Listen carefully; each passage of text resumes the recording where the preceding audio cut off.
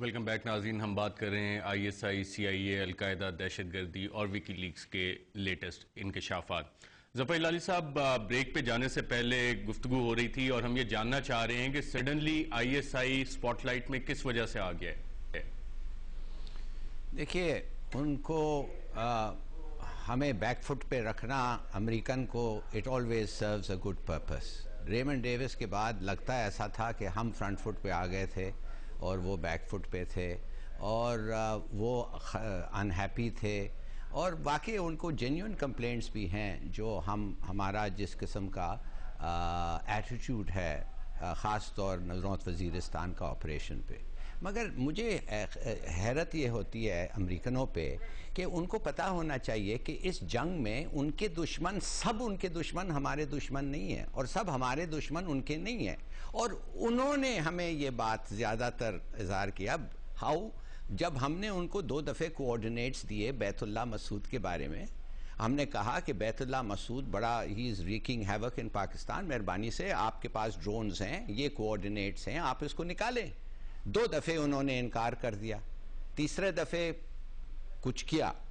اب ایک مثال کے طور پہ اب وہ ہمیں کہتے ہیں کہ آپ حقانی طالبان سے کیوں رابطہ رکھتے ہیں. میں تو بڑی افسوس کی بات ہے، ہم تو دشمن کے ساتھ کاش کے زیادہ رابطہ ہوتا ہمارا، اس لیے کہ آپ کو یاد ہوگا کہ معاویہ نے اپنے بیٹے یزید کو کہا تھا جب وہ کہہ رہا تھا اس کو کہ آپ یہ ریبلز ہیں، آپ کا تخت چاہتے ہیں، آپ ان کے ساتھ کیوں کانٹیکٹس رکھنا چاہتے ہیں؟ تو اس نے کہا اگر صرف میرے اور میرے دشمن کے درمیان ایک بال ہوتا، اس بال کو بھی میں مساج کر کے ان گڈ آرڈر رکھتا، اس لیے اس بال کے ساتھ ہم کھینچ سکتے ہیں اور اس بال کے ساتھ ہم ان کو ڈھیل دے سکتے ہیں.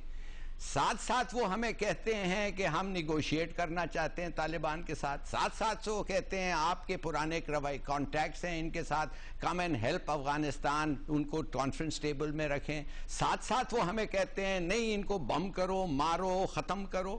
دیکھیے ان لوگ ڈیسپریٹ ہو گئے ہیں، یہ چاہتے ہیں کہ کسی طریقے سے ان کا ایک semblance of a dignified exit ہو، اس لیے ان کی پالیسیز میں اتنا یہ ہے. ایک اور مثال میں آپ کو دیتا ہوں. ہم تو ان کو نہیں کہتے ہیں نا کہ ہندوستان کے ساتھ تم بات نہ کرو، ہم تو ان کو نہیں کہتے ہیں کہ ان کے کانسولیٹس بند کرو.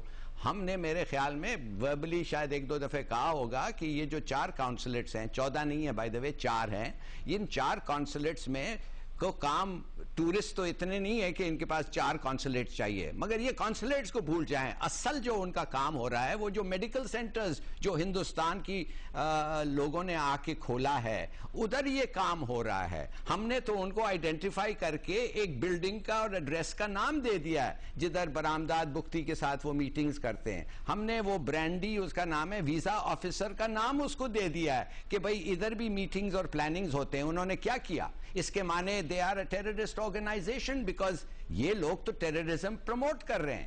تو دیکھیے let's get a sense of proportion. ہر ملک کا ایک ایسپیکٹ ہوتا ہے، ایک پرسپیکٹو ہوتا ہے.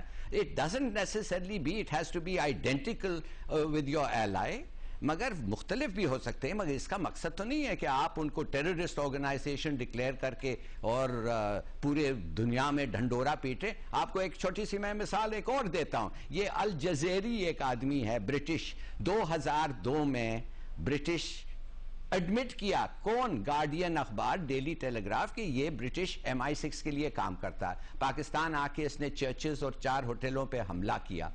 کیا ہم نے فوراً یہ کہہ دیا کہ British MI6 is a terrorist organisation? معاف کریے، دی امریکنز آر پینکنگ. ان کو پتہ نہیں ہے کیا کرنا. ان کا جو سب سے بڑا بونا پارٹ ہے پیٹریس، اس کا سرچ کام نہیں کیا. بات آتی ہے، ٹائمنگ کی بات آ گئی، اور مشرف زیدی صاحب نے ایک پروپیگنڈا وار کی بھی بات کی تھی، لیکن وکی لیکس کی تو بہت بڑی کریڈیبلٹی ہے. امریکی حکومت خود نہیں چاہتی تھی کہ یہ والی فائلز سامنے آئیں، اور ٹائمنگ کا بھی ایک کوشچن آ رہا ہے جو کہ ریز کیا جا رہا ہے کہ ٹائمنگ بہت انٹرسٹنگ ہے. وہ کس حوالے سے آتا ہے؟ میں ارشد، کئی دفعہ ہم آپ کے شو پہ اس طرح کی مطلب ہماری ڈسکشن ہو چکی ہے جہاں میں سمجھتا ہوں کہ اس چیز میں یہ کہنا ضروری نہیں ہے کہ وکی لیکس کی بہت کریڈیبلٹی ہے، کیونکہ کئی لوگ اس کو کویسچن بھی کرتے ہیں. کئی لوگ بہت ہی بڑا کوئی انٹیل آپ ہے امریکہ کا، وہ خود یہ لیک کر رہے ہیں تاکہ مختلف جگہوں پر جو ہے انسٹیبلٹی پیدا ہو. تو کوئی کیا کہہ رہا ہے اس کی کریڈیبلٹی ہو یا نہ ہو، جو اصل جو پوائنٹ آف انٹرسٹ ہے میرے لیے، اور جو میں سمجھتا ہوں دیگر پاکستانیوں کے لیے بھی پوائنٹ آف انٹرسٹ ہونا چاہیے، وہ یہ ہے کہ اس کا نیٹ افیکٹ کیا ہے. یہ پہلی دفعہ تو نہیں ہے کہ ISI کے بارے میں غلط بات کی گئی ہو. آپ کو یاد ہوگا میٹ والڈمن کی رپورٹ آئی تھی LSE کے کسی ریسرچ سینٹر میں بیٹھ کے، انہوں نے لکھی تھی کہ طالبان اور پاکستانی حکومت اور ISI کا جو ہے نیکسس جو ہے اس کے بارے میں بات کی تھی. اکثر جو رپورٹس ہوتی ہیں مین سٹریم اخباروں میں، نیو یارک ٹائمز میں، واشنگٹن پوسٹ میں، بڑا کلیئر ان میں ایک بایس ہوتا ہے جہاں پر ISI ہمیشہ ایک ڈرونی اور خوفناک اور بہت غلط قسم کے کام کرنے والی ایجنسی کے طور پہ جو ہے اس کو پریزنٹ کیا جاتا ہے.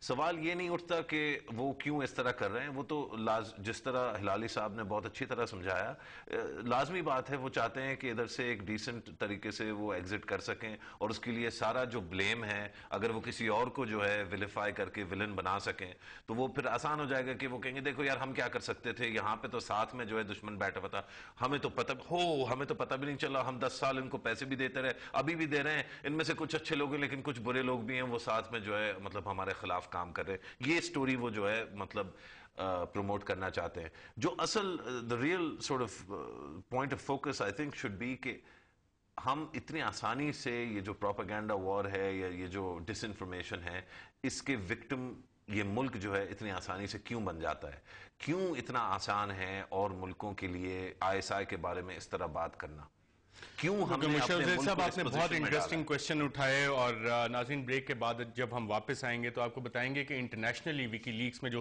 انکشافات آئے ISI کے بارے میں، اس کو باقی اخبارات نے کس طرح سے لیا. ایک وقفے کے بعد.